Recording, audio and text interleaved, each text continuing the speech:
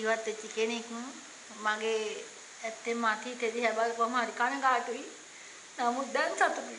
හේතුව මම මෙතෙන්ට ආවේ මට එන්න බැරුව ඇත්තෙන්ම මම ආවේ 4 මං හන්දිಯಿಂದ තීවිල් එක.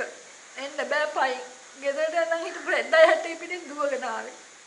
ඒ ඇවිල්ලා කියලා ඒ ආවේ නැත්තම් මට මේ ගමන එන්න ලැබෙන්නේ නැහැ. මගේ හිත ආපස්සටම ඇද්දා වුණු ගන්නාවක් මේ සුභාරංචි මං අහලා තිබුණා.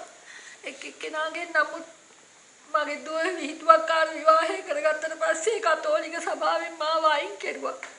තිරෝත්පාද කියලා එක්කෙනෙක් හිටියේ මාදම්පේ දේවස්ථානයේ මීසම.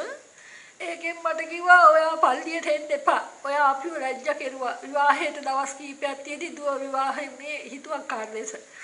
ඊට පස්සේ මං හරි හිත අමාරුවෙන් ওই කඩේ මැස්ස උඩට වෙලා වාඩි වෙලා ඉන්නකොට සුවන්නක්ක ගිහින් සුභාරංචි කිව්වා. කියපුවාම ඒ ඉරිදම සෙනසුරාදා මං හිතන්නේ කිව්වේ මා එක්ක මං ඒ ඉරිදම බස් එකේ නැගලා එන්න හිතුණා මට. ඇවිල්ලා හන්දියෙන් බහැලා ටීවී දෙකක් අරගෙන ආවේ. ඒ එනකොට මගේ මේ වලලු කරවල් ඉදිමිලා. මේ දනිස් මේ කකුල් මේ ගොඩ මහතට තිබුණේ ඉදිමිලා. නමුත් බෙහෙත් බොන්න මම කැමැත්තක් තිබුණේ සෑම දිනකම ෆැන්ඩෝල් පෙත් දෙකක් ගන්නවා උදේට මම. වැඩ කරන්න ශක්තිමත් වෙන්න කියලා. ඊට පස්සේ මං ඇවිල්ලා දේවස්ථානයේ තිබ්බහම මම මෙතන වාඩි වුණාම මට නිින්ද ගියා පුටු උඩ. මට මොකුත් ඒ කියපුවවත් දේශනාවක්වත් මතකේ තිබුණේ නැහැ. ඊට පස්සේ ක්‍රමයෙන් ආවහම 6 මාසයක් විතර එනකොට මට ඒ නිදිමත ගතිය නැතුව ගියා. මම කකුල් වල තිබිච්ච ඒ ඉදිමුන් ගතිය සම්පූර්ණ සුවය ලැබුණා. දැන් ඇත්තෙන්ම මම හරි සතුටෙන් ඉන්නවා මොකද දන්නවද අර පැන්ඩෝල් පෙති දෙක මම කොටින්ම අයින් කෙරුවා.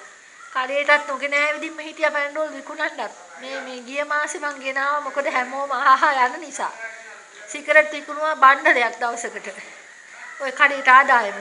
ඒ වුණාට සංජය පාස්ටර්ගේ දේශනාවක් අහලා මම ඒ සිකරට් ගේන්න ගෙනා සල්ලි ආපහු ගෙදර අරන් ගියා. ඊට පස්සේ මම එක්කෙනා ඒ ආදායම ගෙනත් දුන්නා ගෙදරටම. ඔය පොල් ගෙඩි ටිකක් අනම්මනම් එක්කෙනා ගෙනත් දෙනවා.